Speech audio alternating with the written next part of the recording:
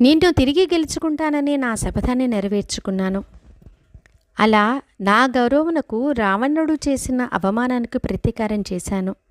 అయితే రాక్షసరాజును సంహరించడానికై నేను చేసిన మహాకృషి వాస్తవంగా నీకోసం కాదని, నా పరువు ప్రతిష్టలను, ఇక్ష్వాకు వంశపు కీర్తిని నిలపడం కోసమేనని నీవు అర్థం చేసుకోవాలి.